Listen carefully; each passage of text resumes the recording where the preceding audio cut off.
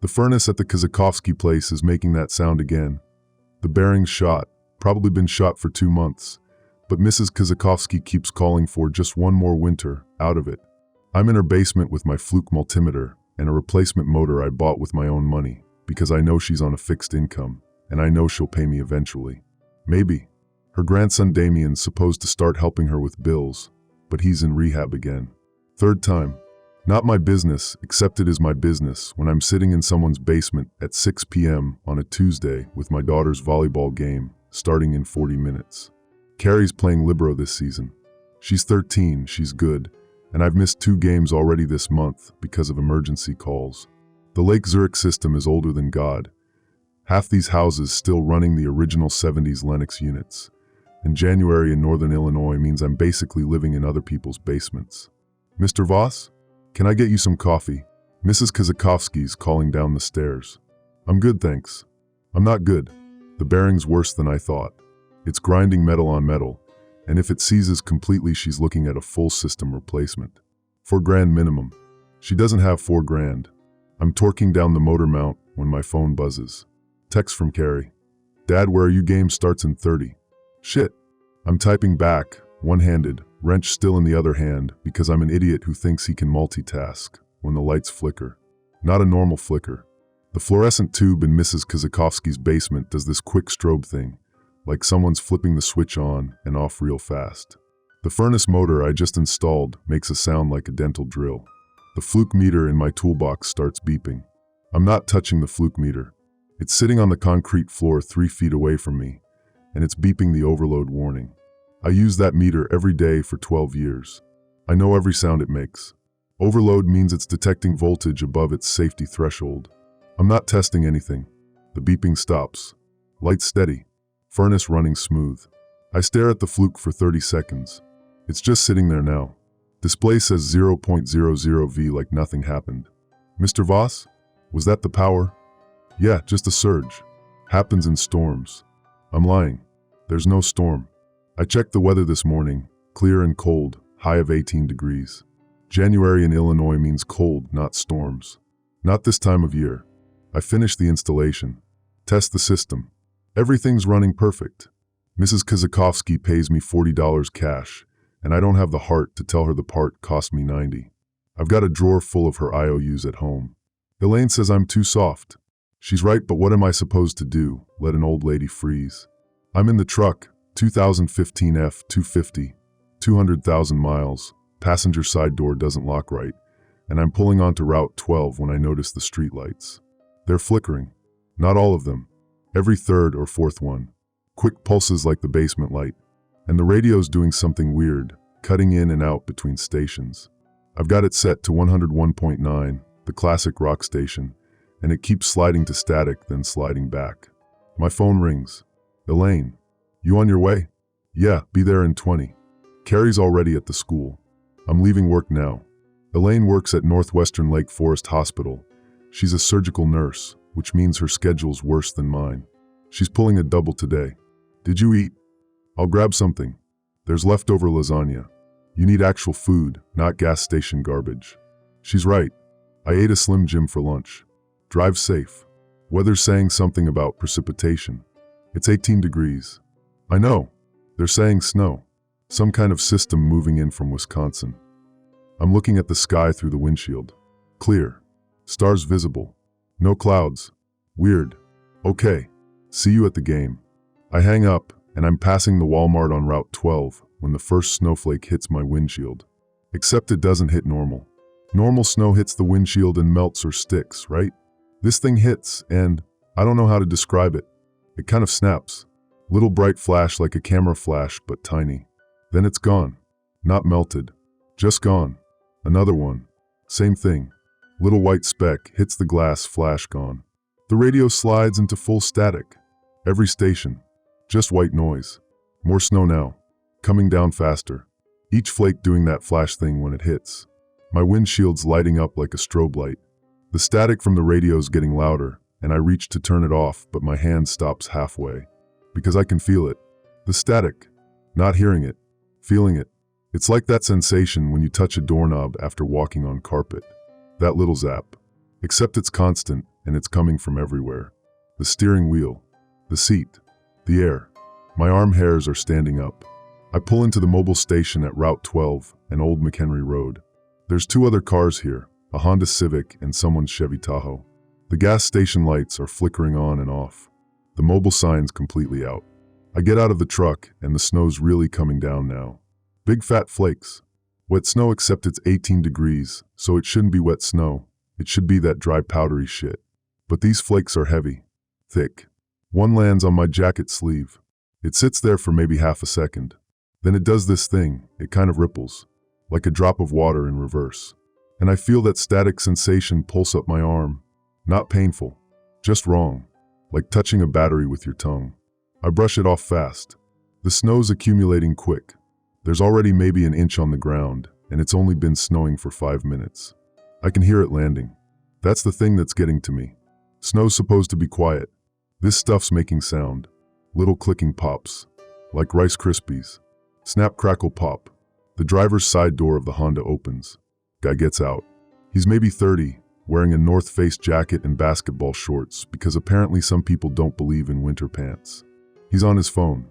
Yeah, I'm telling you, the car's dead. Battery just died. I just filled the tank in. He stops. He's looking at the snow on his hand. His phone hand. Hey, I'll call you back.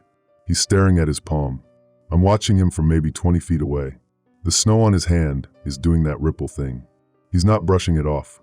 He's just staring. You feel that? He's looking at me now. Yeah, static or something. My phone died. Like completely died. It was at 70% and the screen just went black. He tries the power button. Nothing. Fucking sprint. More snow landing on him. His shoulders. His head. He's still in those basketball shorts, and each flake that hits his bare legs makes him twitch. Little jumps. Like those videos of people touching electric fences. You should get inside. I'm backing toward my truck. It's just snow, man. He jerks. Hard. His whole body. Like someone shoved him. But nobody touched him. His legs go stiff. He's trying to say something, but his jaw's clenching. I can see his teeth. He falls. Not like passing out. He just goes rigid and tips over like a board. Hits the pavement flat. Snow landing on him. More snow. It's covering him fast. I'm in my truck. Door locked even though the lock doesn't work right. I'm calling 911. No signal. I'm trying Elaine. No signal. I'm trying Carrie. No signal. The guy on the pavement's moving. Kind of. His fingers are spasming. Scratching at the asphalt. His legs are doing this thing where they kick out straight, then curl up, then kick out again. Over and over. Fast. Like he's pedaling a bike, but wrong. Everything's at the wrong speed and the wrong angles.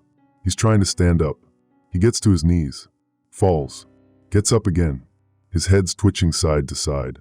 Rapid little jerks. His eyes are open. I'm watching this through my windshield. Snow's piling up on the glass. Each flake leaving that little flash. The guy stands. Finally. But he's not standing normal. He's locked up. Legs too straight. Arms bent at the elbows, held out in front of him. He's moving, but it's all wrong. Every step is a spasm. Foot shoots forward, body jerks after it. Foot shoots forward, body jerks after it. He's walking toward my truck. I start the engine. The radio explodes with static so loud I jump. I slam it off. The guy's at my driver's side window. His face is maybe 6 inches from the glass. He's twitching. His whole face. Eyes blinking too fast. Mouth opening and closing. He's trying to talk, but nothing's coming out except this clicking sound. Like his jaws snapping shut over and over. His hand slaps the window. Fingers spread wrong. Too stiff. He drags the hand down the glass, and it leaves a streak. Not wet. Not exactly. The glass where he touched it is fogging up, but the fog's got light in it. Little sparks. I throw the truck in reverse. Tires slip on the snow. There's 3 inches already, but I get moving. The guy's stumbling after me. That jerky wrong walk. He trips over the curb and goes down, and I'm accelerating onto Route 12. The road's covered. White. Every surface. And the snow's coming down so thick I can barely see 30 feet. The streetlights are all flickering. Some are out completely. I need to get to Carrie. Lake Zurich Middle School's 4 miles south. Game started 15 minutes ago, which means Elaine's there, Carrie's there, maybe 200 other people in that gym. I'm doing 40 in a 45 zone, and it feels like driving on ice, except it's not ice. It's this snow, and every time the tires break through the pavement, I feel the truck bed fishtail. The static sensation's stronger now. I can feel it through the steering wheel, through the seat. My fillings hurt. That's a thing I didn't know could happen. Your teeth hurting from electricity. There's a car in the ditch. No, two cars. A Nissan Altima nose down in the drainage culvert, and a Subaru Outback halfway off the shoulder. Both empty. Doors open. Snow blowing inside. Movement in my peripheral. Someone standing in the Walmart parking lot. Just standing there. I can see them in silhouette against the store lights, which are flickering like everything else. They're not moving right. That same locked up posture. Arms out. Even from 100 yards away, I can tell something's wrong with how they're standing. Another one. By the retention pond behind the strip mall. Then two more by the bus stop. They're all doing that twitchy walk, heading toward the road. Toward me. I press the accelerator and the truck slides left. I correct. The snow's deeper. Maybe 5 inches. In 20 minutes. That's not possible, but my tires are telling me it's happening. My phone buzzes. 1 bar of signal. Text from Elaine. Where are you? Power's out at hospital. I'm trying to text back, thumbs shaking, when I see the pileup. Route 12 and Route 22 intersection. 4 cars. No, 5. All crashed into each other. Some sideways. One's flipped. There's people moving around the wreckage, but they're moving wrong. That jerky spasm walk. A woman in scrubs, nurse, probably from the hospital, is stumbling between the cars. Her head snapping side to side. Arms locked at bent angles. I brake. Truck slides. I'm gonna hit them. I crank the wheel right. Truck goes into a full skid. I'm rotating. The back end clips a Honda CR-V, and I feel the impact through the frame. The truck spins a full 180 and stops. I'm facing north now. Back the way I came. The people from the pileup are turning toward me. All of them. Maybe 8 people. All doing that locked up twitching walk. Getting closer. I throw it in reverse. Gas pedal down. Truck sliding backward down Route 12. I can't see behind me. Just snow and flickering lights. Impact. I hit something. Stop hard. Airbag doesn't deploy. Too slow probably, but I slam forward against the seatbelt. I look back. I hit a parked car. Pontiac Grand Am. Covered in snow. The twitching people are 20 feet away. 15. I get the truck in drive. Tires spinning. Not catching. Too much snow. I'm stuck. 10 feet. The nurse in scrubs reaches my door. Her hand slaps the window. Same thing as the gas station guy. Fingers too stiff. Dragging down the glass. Leaving sparks in the fog. I lean on the horn. Maybe that'll. I don't know what I think it'll do. The horn works for maybe half a second, then cuts to this buzzing sound. Electrical interference. More of them gathering. Surrounding the truck. Faces pressed to the windows. All twitching. All wrong. I remember the toolbox in the truck bed. I climb over the center console. Awkward, I'm not built for climbing, and get into the extended cab back seat. My Milwaukee drill's in the toolbox. Battery powered. I pop the back window. It's a sliding window, thank God, and I'm reaching into the truck bed when fingers grab my wrist. The nurse. She got up there. She's in the truck bed. Face twitching. Jaw clicking open shut. Her grip strong. Too strong. And I feel it through her hand, that static pulse. Going up my arm. Into my shoulder. My right hand goes numb. I punch her with my left. Hit her in the face. She doesn't react.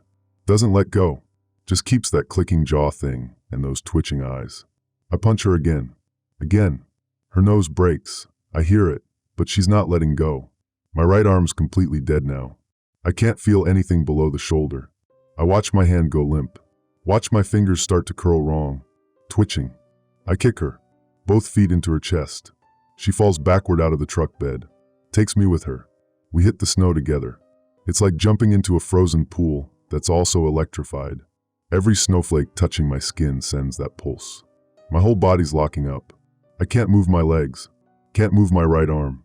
My left arm's still working, barely, and I'm using it to push away from her, but I'm sinking into the snow. There's so much snow. It's over my head. I'm buried. Can't see. Can't breathe right. Every breath pulls in snowflakes, and they're doing that electric thing in my mouth, my throat. My jaw's clenching. I can feel my teeth grinding together.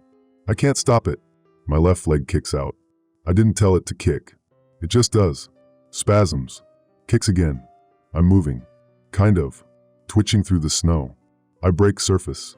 I'm on my hands and knees. Except my right arm's not working, so I'm on one hand and both knees. My neck's jerking. Head snapping side to side. I can't control it. The truck's 15 feet away. Surrounded by twitching people. Maybe a dozen now. They're not paying attention to me. They're focused on the truck. Slapping the windows. Rocking it. I need to move. My body does move, but not how I want. My right leg shoots out, locked straight, and I sort of tip forward. Left leg follows. Right leg again. It's like my nervous system's been hijacked. I'm not walking. I'm twitching across the parking lot. But I'm moving away from the truck. I'm in the Walmart parking lot now. The store's completely dark. The flickering stopped. Now it's just dark. Snow's maybe 8 inches deep. Still coming down. I'm trying to make my body go toward the store entrance. I'm thinking, get inside, get away from the snow. Maybe I can stop this thing happening to my nervous system. My body has other ideas. I lurch left instead of forward. My arms are both stuck now, locked at the elbows, held out front. I look like a zombie from those movies Carrie watches. Except I'm not dead. I'm just not in control. I fall, face first into the snow. The electric pulses are constant now. I can feel them in my chest, in my heart. My heart's beating too fast, way too fast. I can hear it, feel it trying to hammer through my ribs. I'm thinking about Carrie, about her at that volleyball game, wondering if Elaine made it there before the snow got bad, hoping they're together, hoping they're safe inside somewhere. My body stands up without me telling it to. I'm walking, that jerky wrong walk, heading toward Route 12, toward the pileup, toward all those other twitching people. I can't stop it. My jaw's clicking. Open. Shut. Open. Shut. I'm trying to scream, but nothing comes out except that clicking sound. I'm in the snow for maybe 3 minutes before something in my brain clicks back on. Not full control. I still can't stop the twitching. But I don't know how to explain it.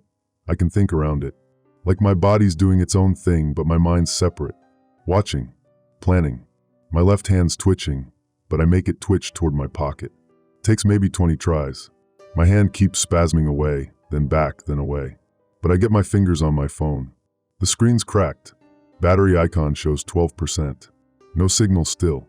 But the camera works. I'm thinking about what Elaine always says, document everything. She's a nurse. She documents every shift, every patient interaction. CYA she calls it. Cover your ass. If something goes wrong, you want evidence you did everything right.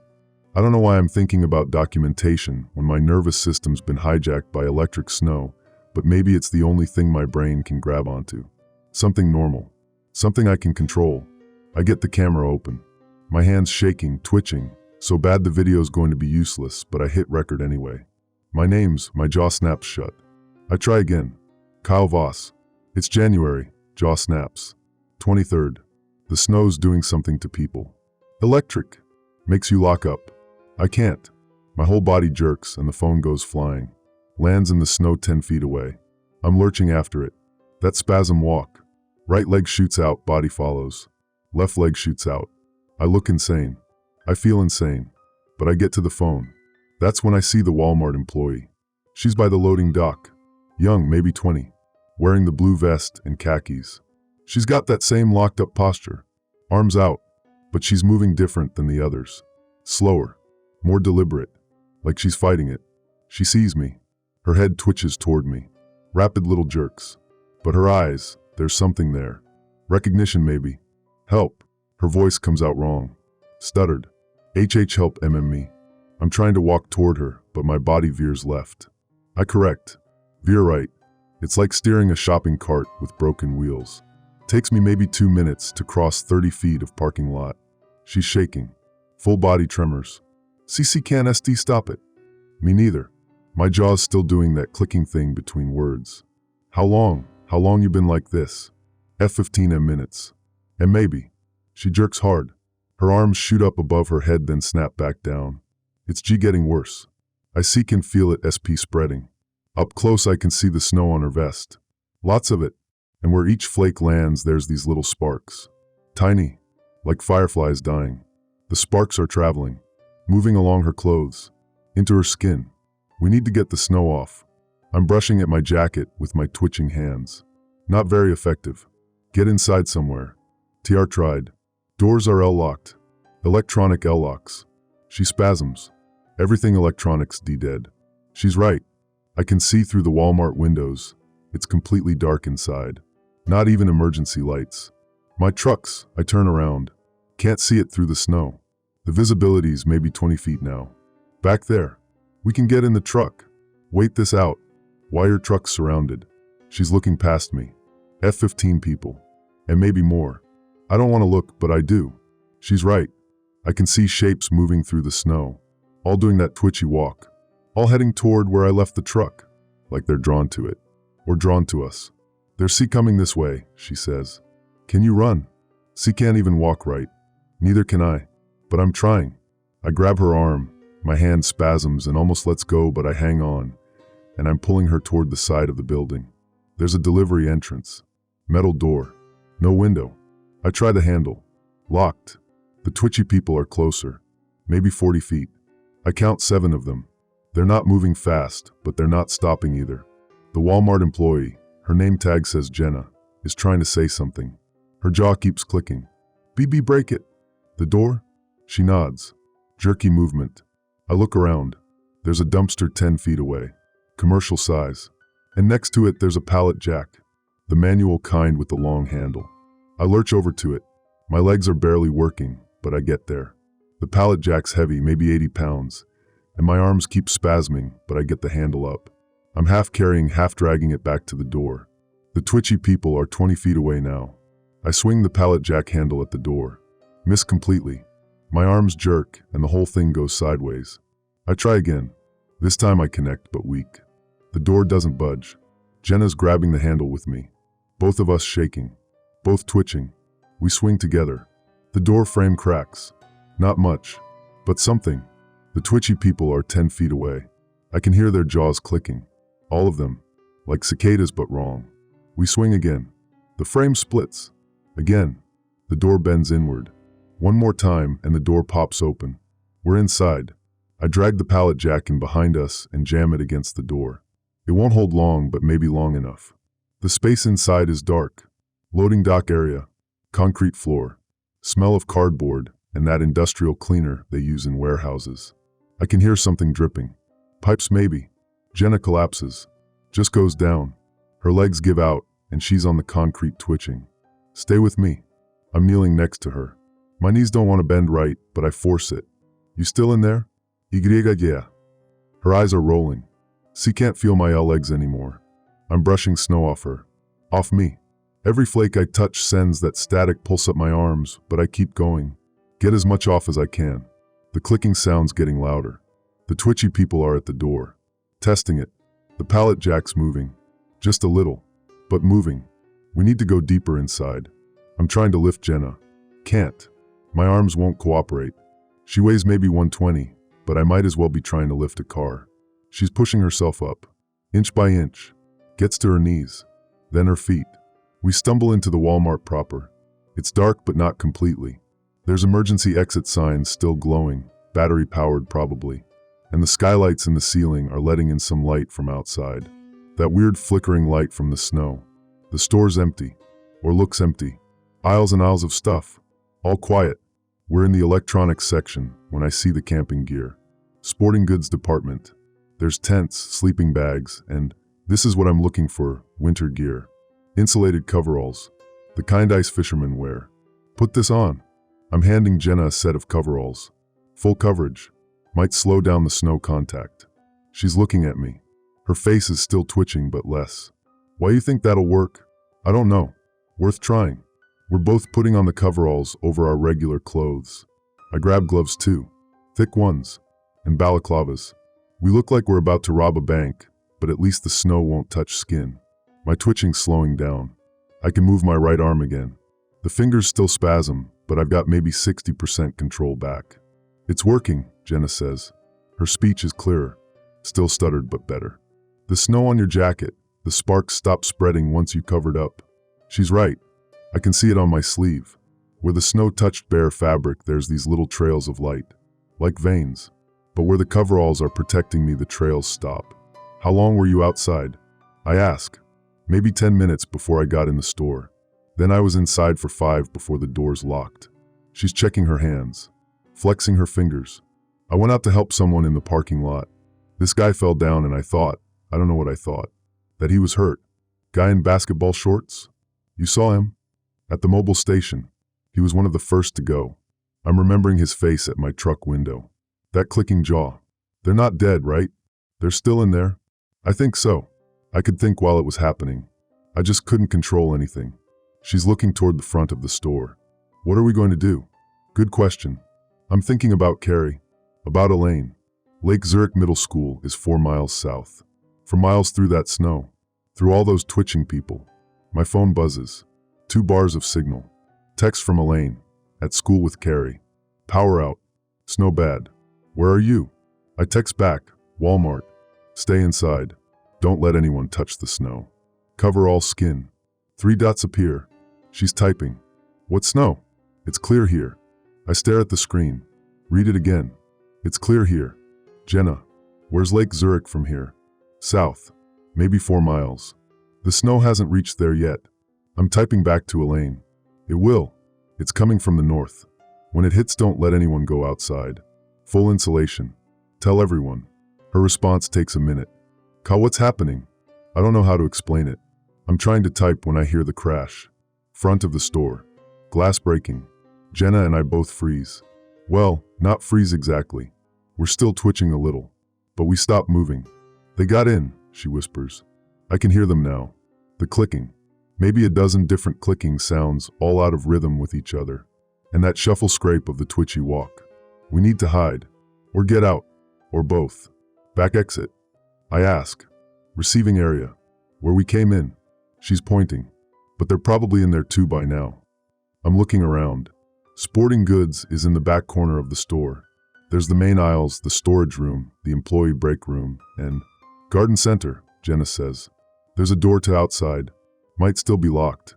We move. Fast as we can with the twitching. Through sporting goods, past automotive, into the garden center. The door's there. Emergency exit. Big red panic bar. I hit it. Nothing happens. I hit it again.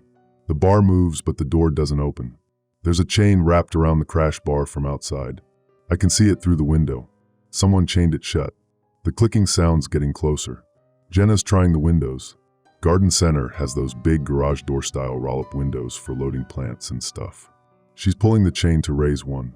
It moves maybe 3 feet, then stops. Stuck. 3 feet. That's not enough for me. Maybe enough for Jenna. Go, I tell her. What about you? I don't fit. I'll find another way. She's looking at me. Then at the gap. Then back at me. That's stupid. I'm not arguing about this. Go. No. She stops pulling the chain. We're both getting out, or neither of us are. The twitching people are in the garden center. I can see them between the shelves.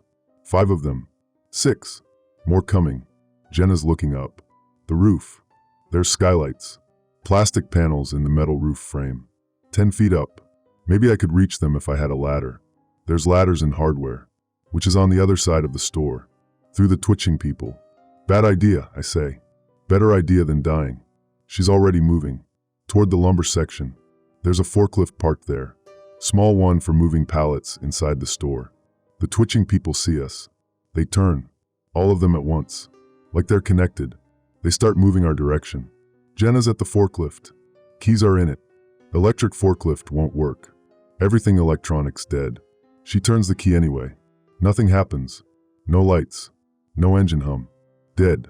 The twitching people are 20 feet away. Jenna and I are backing up. We're in the corner of the garden center. Nowhere to go. I grab a shovel from a display rack. Not a good weapon, but better than nothing. Jenna grabs a rake. They're 15 feet away. 10. I'm thinking, this is it. This is how it ends. Never made it to Carrie's game. Never told Elaine I loved her this morning. Never paid Mrs. Kazakovsky back for all those IOUs. That's when I hear the engine. Not inside the store. Outside. Big engine. Diesel.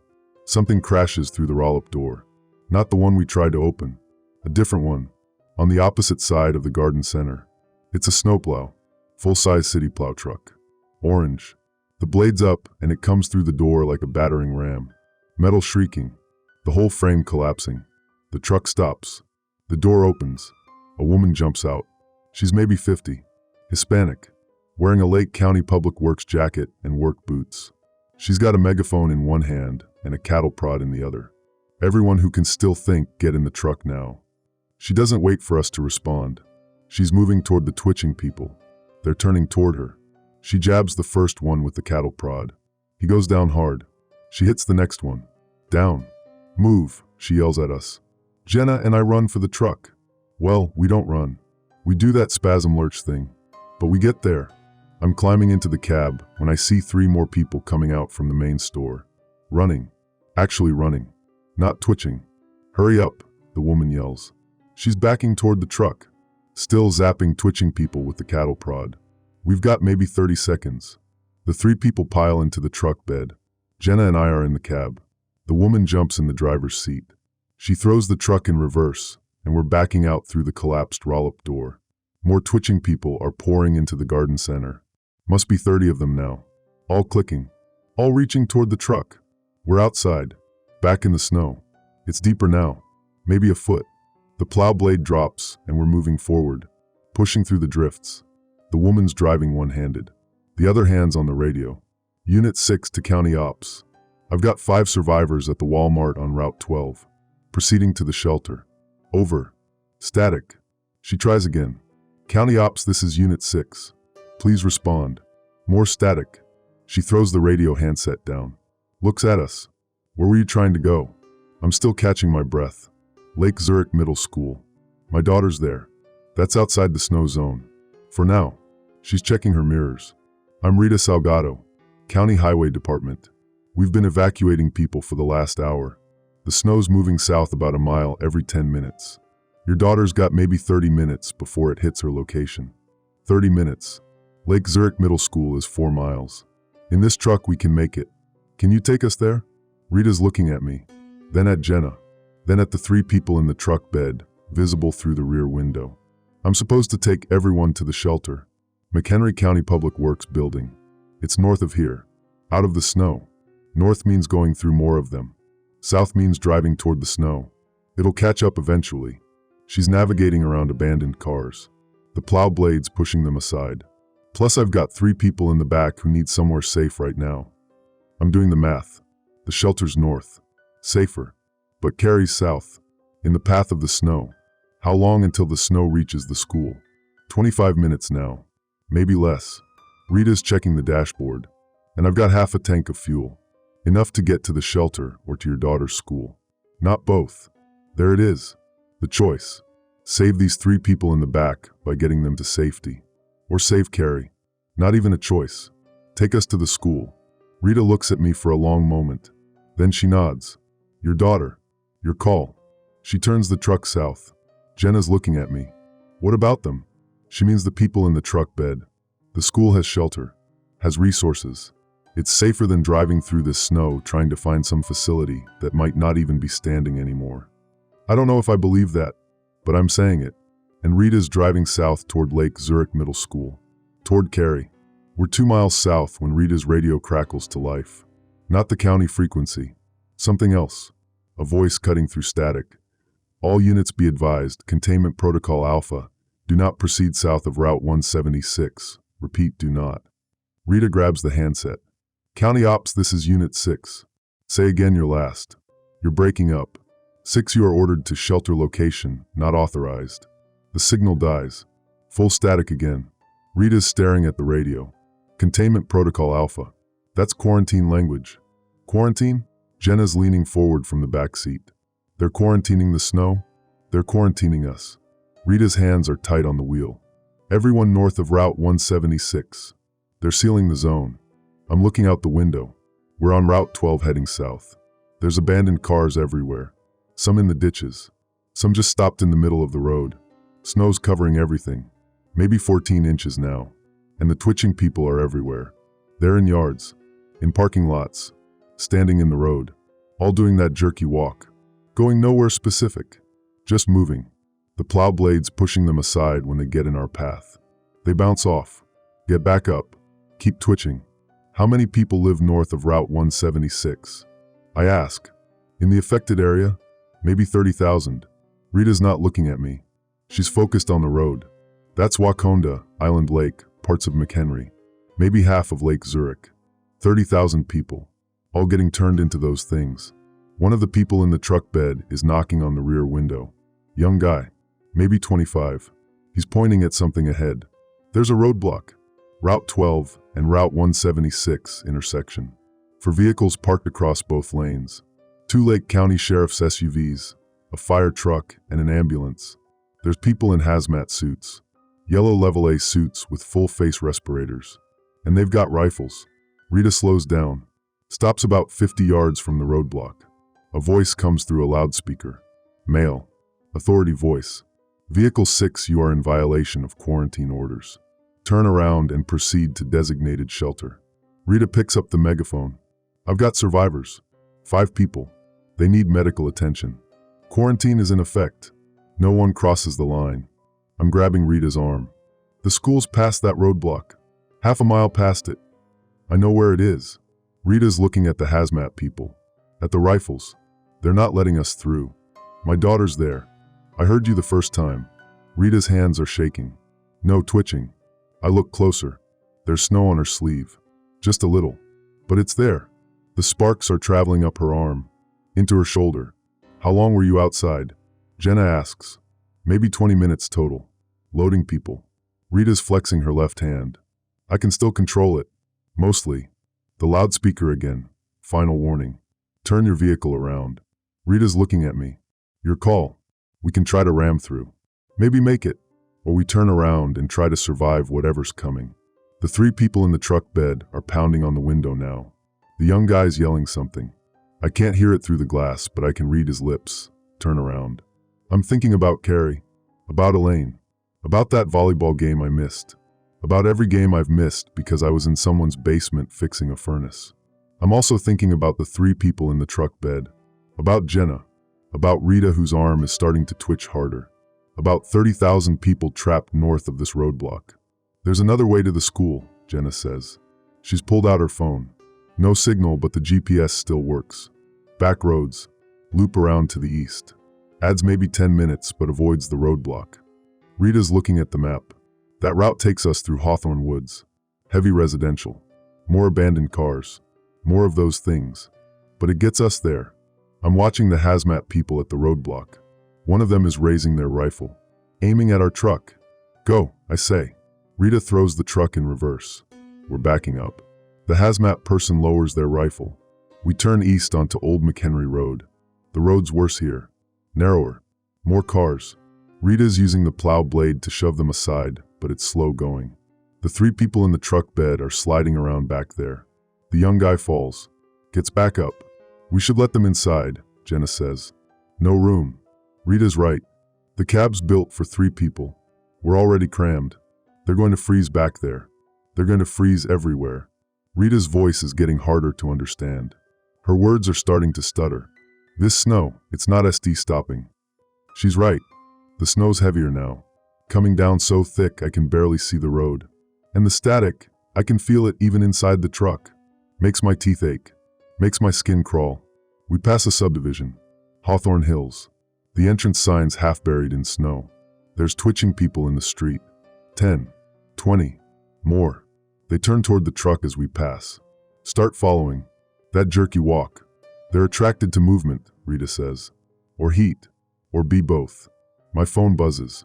Text from Elaine. Call, it's snowing here now. White flakes. People are going outside. Should we stop them? I text back. Yes. Don't let anyone touch it. Lock the doors. Full insulation protocol. Rita's reading over my shoulder. Full insulation PR protocol. You sound like them. She means the hazmat people. It works. Jenna and I were locking up until we put on full coverage. For how long? Rita's left arm is completely twitching now. She's steering one-handed. You think the seat coveralls stop it forever? I don't answer because I don't know. I can still feel the static. Weaker than before. But it's there. Like it's waiting. Building up. We're passing an elementary school. Hawthorne Elementary. The parking lot's full of cars. The building's dark. But I can see movement in the windows. Faces. Twitching faces. They evacuated to the school, Jenna says. Standard emergency procedure. Take shelter in the nearest public building. Bad idea, Rita says. They're trapped in there with each other. One person gets infected, everyone gets infected. She's right. I can see it now. The faces in the windows. All twitching. All clicking their jaws. They're not taking shelter. They're trapped. We keep driving. Lake Zurich Middle School is 3 blocks ahead when Rita's arm locks up completely. Her right arm, the one on the steering wheel. Her hand spasms and cranks the wheel hard left. We're veering off the road, heading for a mailbox. I grab the wheel, yank it right. We miss the mailbox but clip a parked Camry. The truck bed fishtails. The 3 people in back are yelling. I can hear them now, pounding on the cab. Rita's trying to talk, but her jaw's clicking. She manages to get the truck stopped.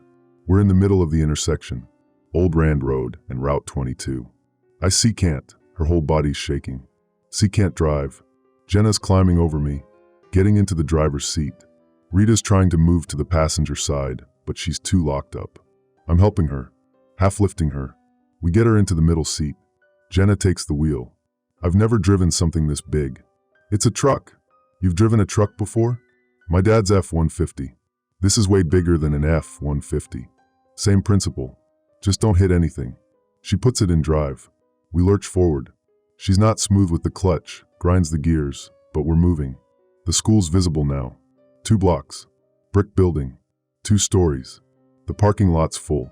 There's lights on inside. Generator maybe. My phone rings. Elaine. Kyle, where are you? 2 blocks away. East side. I can see the school. Thank God. We locked the doors like you said. There's maybe 200 people in here. Parents, kids, staff. Some people got snow on them before we locked down. They're starting to twitch. How many? Maybe 15. We separated them. Put them in the auxiliary gym. Kyle, what is this? I don't know how to explain it. The snow's electric. It hijacks your nervous system. You have to stay away from it. For how long? I don't know. Rita's grabbing my arm. Her twitching arm. Elle, look. She's pointing out the windshield. At the school. The snow's piling up against the building. That's normal. But it's not stopping at the building. It's climbing. Up the walls. Like it's alive. Like it's trying to get inside. And where the snow touches the brick, there's those sparks. Thousands of them. Crawling up the walls. Toward the windows. The windows, I say to Elaine. Are any windows open? I don't know. Maybe. It's hot in here with all these people.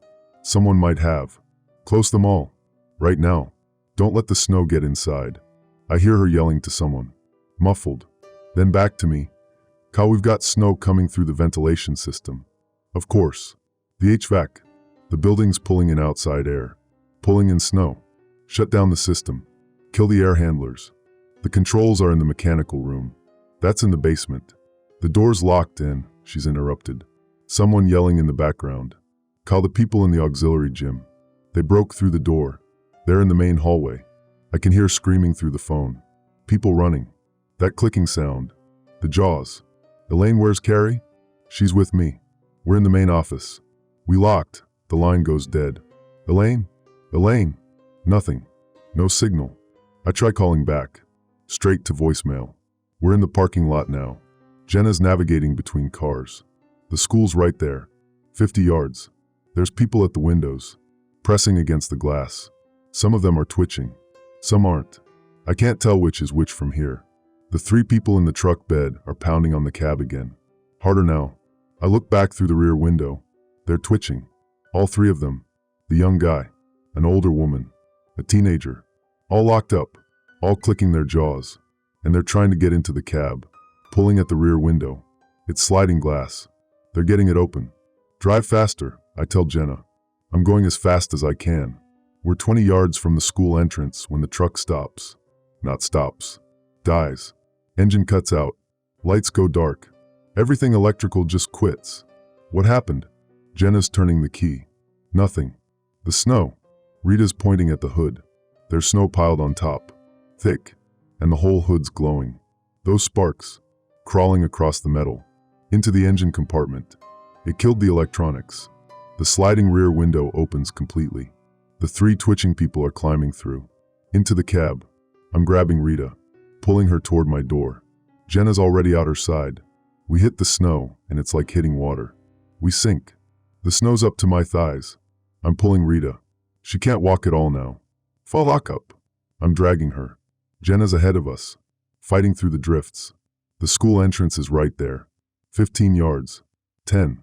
The twitching people from the truck are coming after us, moving through the snow better than we are. They're adapted to it somehow. Their jerky walk works in the deep snow. We reach the entrance. Double doors. Metal and glass. I'm pounding on them. Let us in.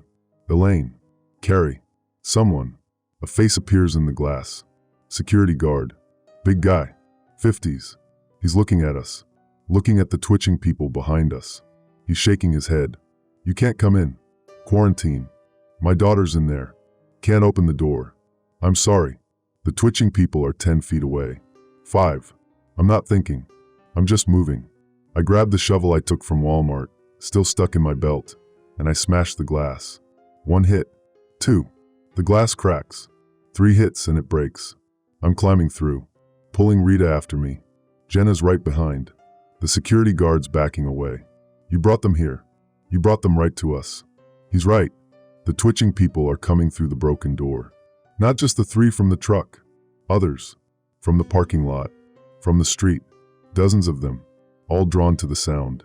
To the movement. To us. I'm in the school entrance. Jenna's trying to block the door with a trash can. It's not enough. The twitching people are pushing through. Rita's on the floor. Fully locked up. Not moving except for the spasms. Her eyes are looking at me. There's still someone in there. Still conscious. Still aware. Still terrified. I hear Carrie's voice. Dad. She's at the end of the hallway. 30 feet away. She's wearing her volleyball uniform. Number 12. She's okay. She's alive. Elaine's next to her, holding her back, keeping her from running toward me. Between us and them there's maybe 50 people. Parents. Kids. Teachers. All backing away from the entrance. All backing away from the twitching people pouring through the broken door. And some of those 50 people are starting to twitch. The snow got in. Through the windows. Through the vents. Through the door we just broke. It's inside now. Inside with everyone. The security guards running. Everyone's running. Scattering into classrooms. Into the cafeteria. Into the gym. Carrie's trying to pull away from Elaine. Trying to get to me. I'm yelling. Get to the second floor. Stay away from windows. Stay away from snow. Elaine's dragging Carrie toward the stairwell. Carrie's fighting her. Screaming. Dad. Dad. The twitching people are in the hallway now. Spreading through the school. I count 20. 30. More coming through the door. Jenna's pulling my arm. We have to move.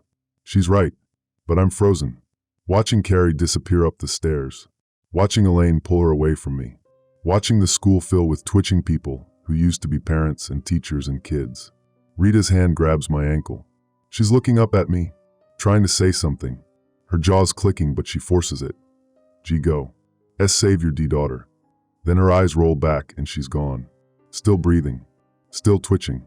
But whoever Rita was, she's not there anymore. I'm running, following Jenna toward the stairs. The twitching people are behind us. In front of us. Everywhere. We hit the stairwell. Start climbing. I'm looking back and I see them. The horde. 50 twitching people now. Maybe more. All funneling toward the stairs. All clicking their jaws in that horrible rhythm. All coming for us. Second floor. The science wing. Jenna and I hit the landing, and there's Elaine at the end of the hall. She's barricading a classroom door with desks. Carrie's helping her. When Carrie sees me, she drops the desk and runs. I catch her. She's crying. I'm crying. My arms are still twitching, but I hold her as tight as I can. Dad, you're shaking. I know. I'm okay. I'm okay. I'm not okay, but she doesn't need to hear that. Elaine's there now. Her hands on my face. Checking me over. Nurse mode. Did the snow touch your skin? Some. Not much. The coveralls helped. How long ago? Maybe 40 minutes. She's looking at my eyes. Checking my pupils. You're still coherent. Still verbal. That's good. She sees Jenna. Who's this? Jenna. From Walmart. She helped me get here. Elaine nods at her. Professional acknowledgement. Then back to me. Call, there's 200 people in this building. Maybe 50 of them are infected. We've got them separated for now, but... The stairwell door slams open. The twitching people are coming up. I can hear that clicking sound echoing in the stairwell. 20 of them. 30. Inside. Now. Elaine's pushing us toward the classroom she was barricading. Room 204. Chemistry lab. We get inside. There's maybe 15 people already in here. Parents. Teachers. Few kids. They're piling furniture against the door. Lab tables. Chairs. The teacher's desk. I'm helping. My arms are barely working, but I'm pushing a lab table against the door. Carrie's next to me. Pushing too. The door shutters. Something hit it from outside. The clicking sound's right there, on the other side of the wood. Will that hold? Someone asks. A dad. I recognize him from Carrie's volleyball games. His name's Pete something. His daughter plays setter. For a while. Elaine's looking at her phone. No signal still. We need to get everyone to the roof. It's the highest point, farthest from the snow. The roof access is in the east stairwell, the chemistry teacher says. Woman. Maybe 60. Name tag says Mrs. Brennan. That's on the other side of the building. We'd have to go through them. The door shutters again. Harder. The lab table shifts. Carrie's gripping my arm. Dad, what are those things? I don't know how to answer. They're people. The snow did something to their nervous system. Made them not themselves anymore. Can we fix them? I look at Elaine. She's a nurse. She knows bodies. Knows medicine. She's shaking her head. I don't know, baby. I'm pulling Carrie closer. I don't know. Jenna's at the window. There's more of them outside. In the parking lot. Must be 100. I look. She's right. The parking lot's full of twitching people. All converging on the school. And the snow's still coming down. Deeper. Maybe 2 feet now. The window. That's our way out. Can we climb down? I'm looking at the drop. Second floor. Maybe 15 feet to the ground. Not terrible. But the ground's covered in snow. Covered in them. We'd land right in the middle of them, Pete says. He's right. But I'm thinking. There's the roof. If we can get to the roof, maybe we can signal for help. Maybe the hazmat people will see us. Maybe. My phone buzzes. 1 bar of signal. Text from unknown number. Kyle Voss. This is McHenry County Emergency Operations. We have your location. Extraction not possible.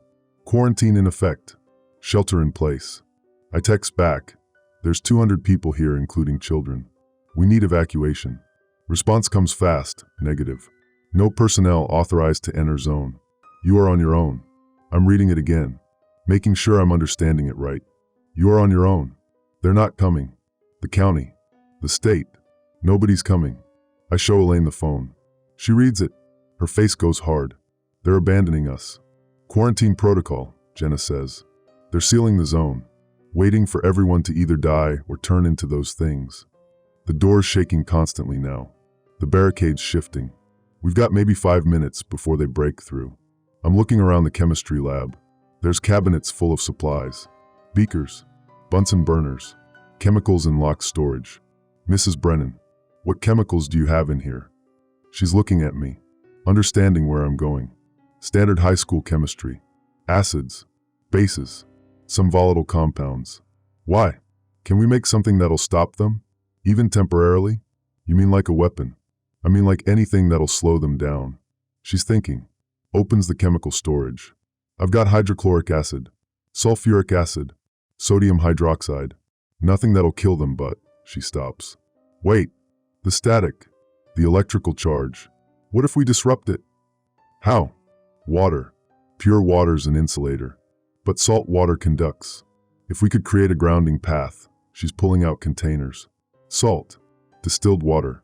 We could make a conductive solution. Spray it on them. Ground out the charge. Will that work? I have no idea. But it's better than nothing. We're mixing salt water in beakers.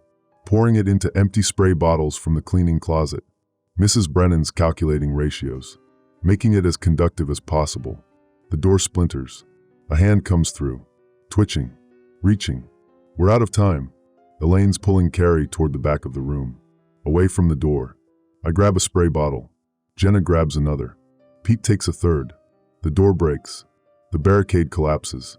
Twitching people pour through. I spray the first one. Full face spray. The salt water hits and it works. Kind of. The twitching slows. Not stops. Just slows. Like turning down the dial. The person stumbles. Falls. But there's more behind them. 10 more. 20. We're spraying as fast as we can. Some go down. Some don't. The ones that don't just keep coming. Reaching for us with those locked-up arms. The window, Elaine yells. Mrs. Brennan's already there, breaking the glass with a fire extinguisher. Cold air rushes in. Snow blows in. Everyone who can still move is climbing out onto the window ledge. It's narrow, maybe 8 inches.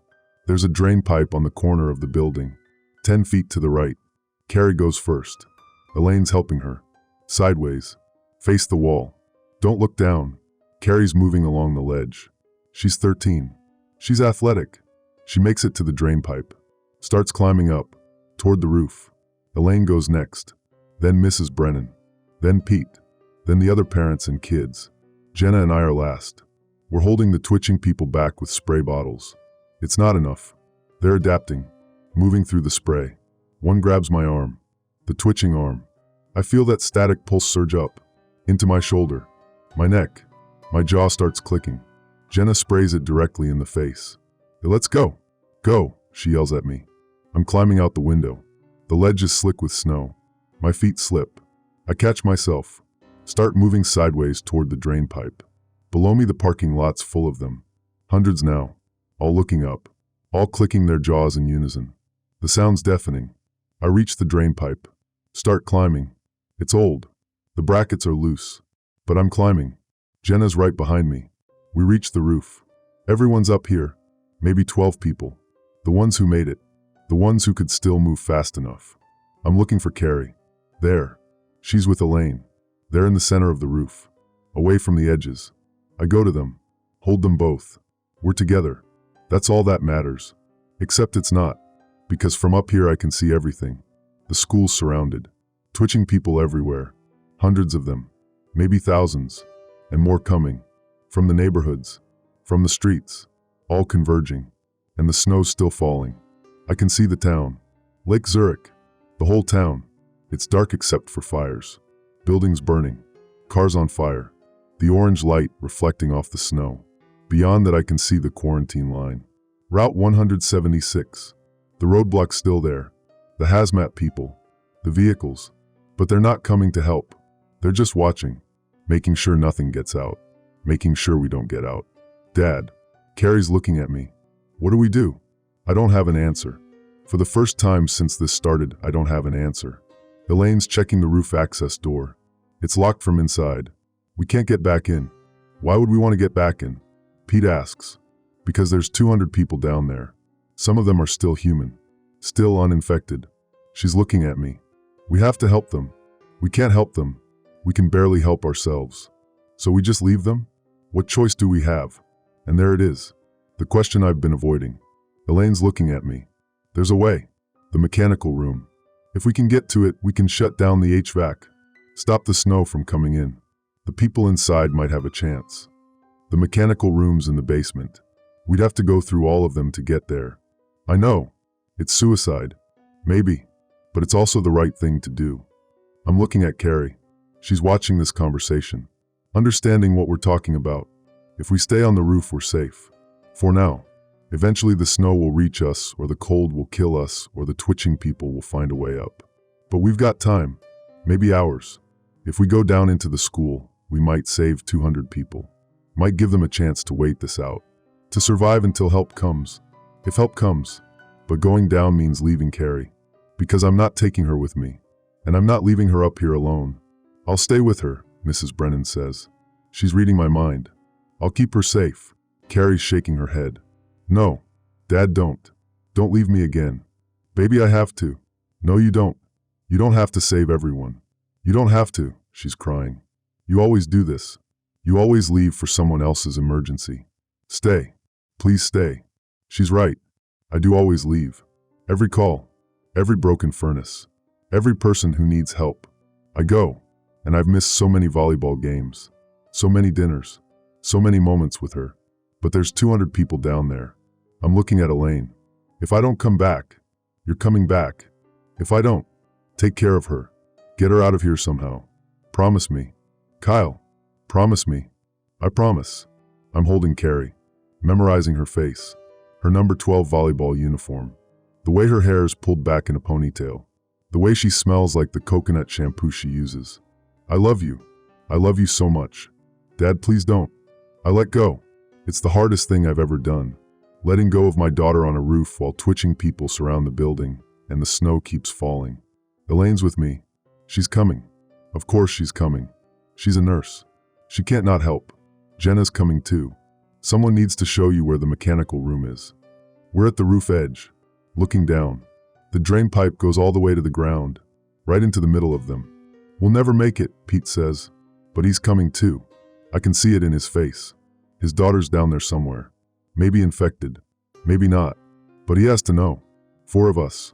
For people climbing down into a horde of twitching people to reach a mechanical room in a basement to shut down an HVAC system that might save 200 people. It's the stupidest plan I've ever heard. We're climbing down. The drain pipe's shaking. My arms are barely working. The twitching's getting worse. I can feel the static building up in my nervous system, in my spine, in my brain. We're halfway down when the drain pipe bracket breaks. We fall. Not far. Maybe 6 feet. We hit the snow. It's deep. We sink. And they're on us immediately. Hands grabbing. Pulling. That static pulse surging through every touch. My whole body's locking up. I can't move.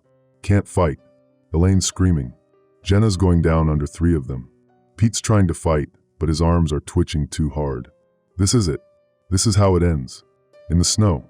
In the dark. Turned into one of those things. I'm thinking about Carrie on the roof. Watching her dad get taken by those things. I'm sorry, baby. I'm so sorry. Then I hear the engine. Something's coming through the parking lot. Pushing through the twitching people. Big. Heavy. It's a school bus. The bus plows into the crowd. Twitching people go flying. The bus stops right next to us. The door opens. Rita's driving. No, not Rita. The thing that used to be Rita. She's fully twitching. Full lockup. But she's operating the bus. Her hands are locked on the wheel. Her foot's locked on the gas pedal. Her jaw's clicking. But she drove here. Somehow. Through all that. She drove here. Get in, she manages to click out. And now. We're climbing onto the bus. All 4 of us. The twitching people are surrounding the bus. Pounding on the sides. Rita closes the door. Puts the bus in gear. We're moving. Ramming through the crowd. Heading for the school entrance. She crashes the bus through the front doors. Glass and metal everywhere. We're inside the school now. In the main hallway. Rita stops the bus. Looks at me. Those twitching eyes. But there's still someone in there. Still Rita. Fighting. A mechanical R room. B basement. Go. We're off the bus. Running down the hallway. Twitching people everywhere, but we're moving. Following Jenna. She knows where the mechanical room is. We reach the basement stairs. Going down. The clicking sounds everywhere. The whole school's full of them now. But I can also hear voices. Human voices. There's survivors barricaded in classrooms. In the gym. In the cafeteria. Maybe 50 people. Maybe more. Still human. We reach the mechanical room. The door's locked. I'm kicking it. My legs are twitching so hard every kick goes wrong. Takes 10 kicks. 20. The door breaks. Inside. The HVAC controls are on the wall. Big industrial panel. I know these systems. I've worked on them 100 times. I'm shutting down the air handlers. One by one. The fans stop. The intake vents close. No more outside air coming in. No more snow. The building's sealed. Elaine's at the door. They're coming. We have to go. We're running back up the stairs. The twitching people are behind us. In front of us. Everywhere. We're not going to make it to the roof. We're not going to make it anywhere. This is the choice. This is the moment. We saved those 50 people by sealing the building. But we're going to die doing it. We're going to turn into those things. And Carrie's going to watch from the roof. I'm thinking, was it worth it? Trading my life, trading time with my daughter, to save 50 strangers? I don't know. I honestly don't know. We're in the main hallway. The bus is still there. Rita's still in the driver's seat. Still twitching. She sees us.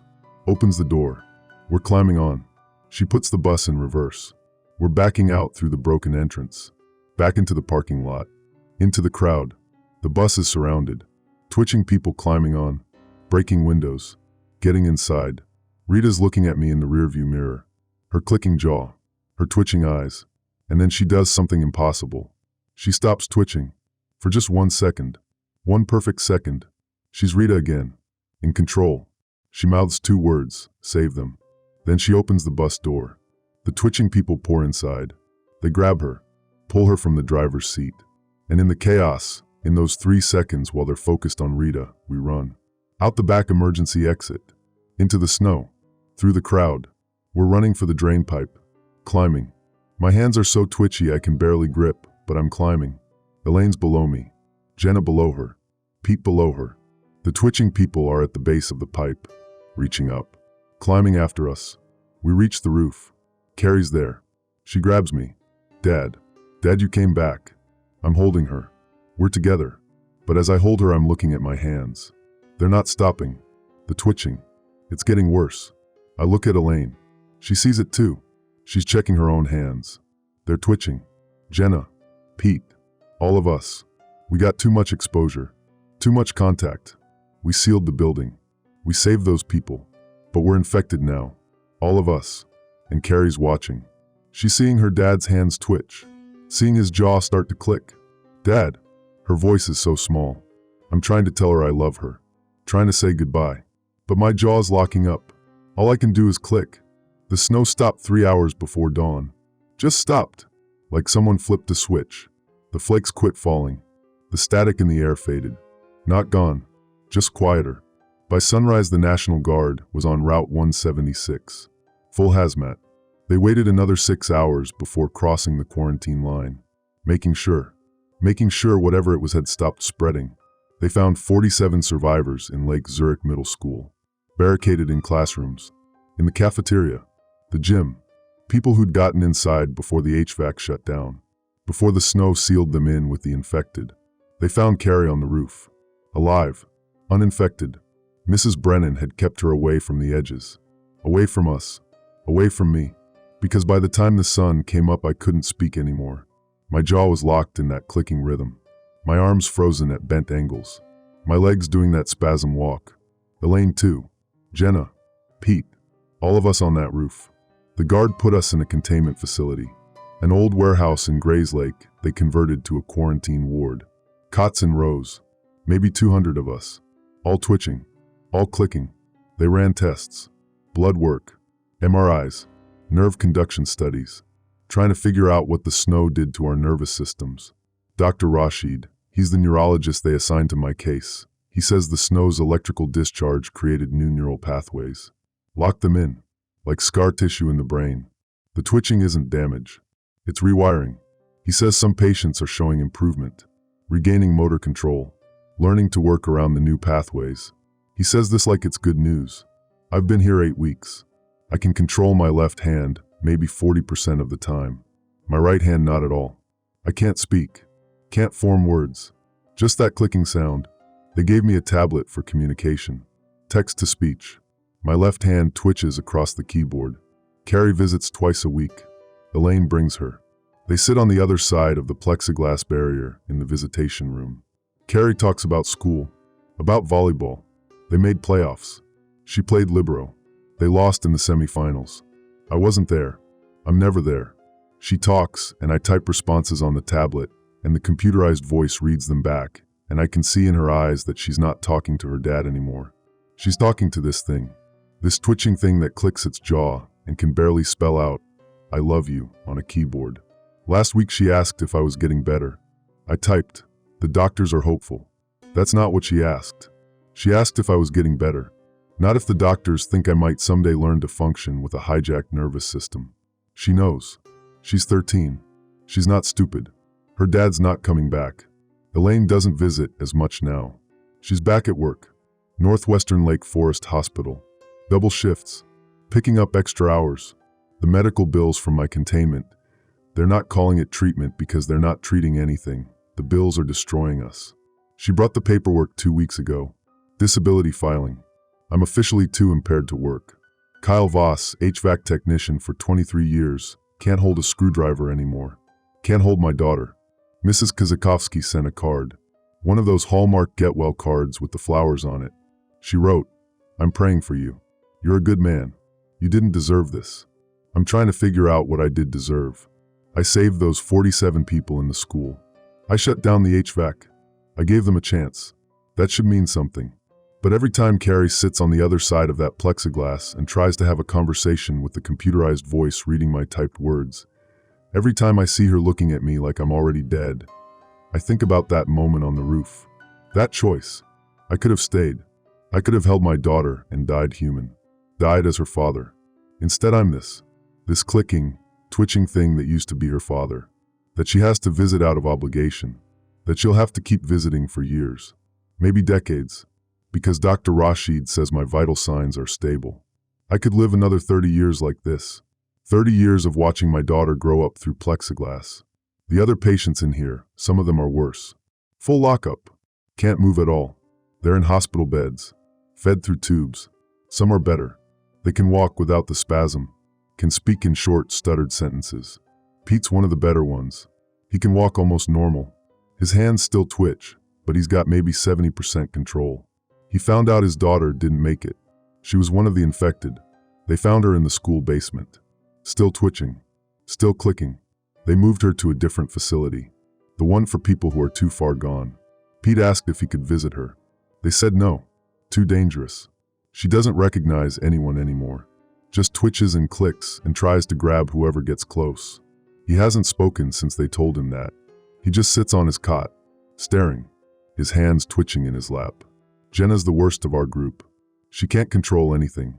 Full body spasms. They have her in restraints most of the time, to keep her from hurting herself. She can type with a head pointer device. Slow. One letter at a time. Last week she typed, "Should have stayed in Walmart." She's right. We all should have stayed wherever we were. Barricaded. Waited it out. But we didn't. We tried to help. We tried to save people. And this is what we got. The National Guard won't say how many people died in the quarantine zone. Won't say how many are infected. The news is calling it the Lake County incident. They're talking about it like it's over. Like it's contained. But I watch the news on the tablet and I can see it in the anchors' faces. They're scared. Because nobody knows what caused it. Nobody knows if it'll happen again.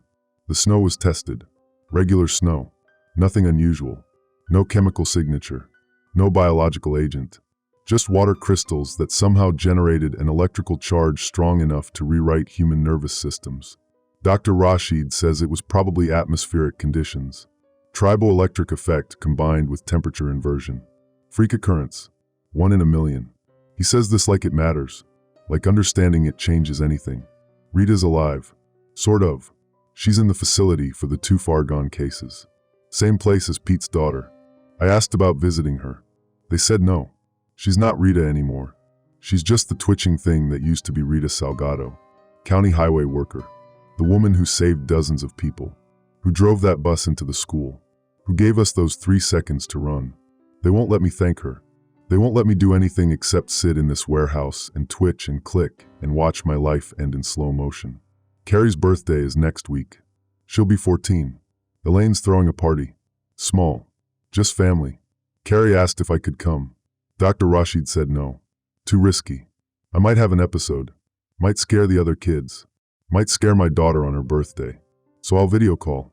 I'll type happy birthday on the tablet and the computerized voice will say it and Carrie will smile and say thank you and we'll both pretend this is normal. We'll both pretend her father didn't die on a roof in Lake Zurich. I think about that moment.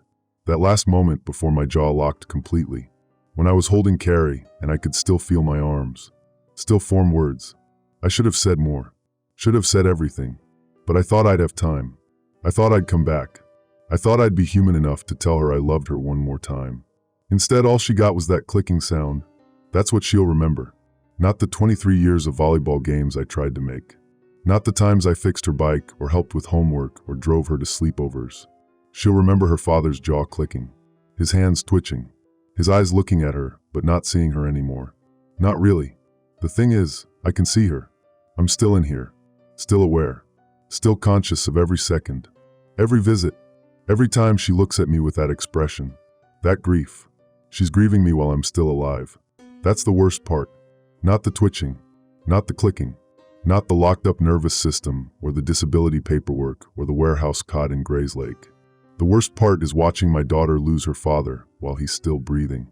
Dr. Rashid says I'm making progress. Says my typing speed is improving. Says some patients eventually regain enough control to live semi-independently. Assisted living facilities. Group homes. He says this like it's a future worth having. I type back, when can I go home? He doesn't answer that question. The window next to my cot looks north. Toward Lake Zurich. Toward that school. On clear days I can almost see it. For miles. Might as well be 400. Carrie's there right now. In class. English probably. She's got Mrs. Brennan for English. Mrs. Brennan, who kept her safe on that roof. Who kept her away from me. I'm grateful for that. I am. But I also hate it. Hate that I'm something my daughter needs to be protected from. The snow's forecast for tonight. Regular snow. Just weather. Dr. Rashid says there's no indication of electrical charge. No repeat event. But I'll be watching. We all will. Every patient in this warehouse. Watching the snow fall. Wondering if this time it'll finish what it started. Wondering if that would be worse than this. My left hand's twitching across the keyboard. Typing without me telling it to. Sometimes it does that. Types random letters. Gibberish. But sometimes it types real words. Today it typed, I'm sorry, Carrie. Over and over. I'm sorry, Carrie.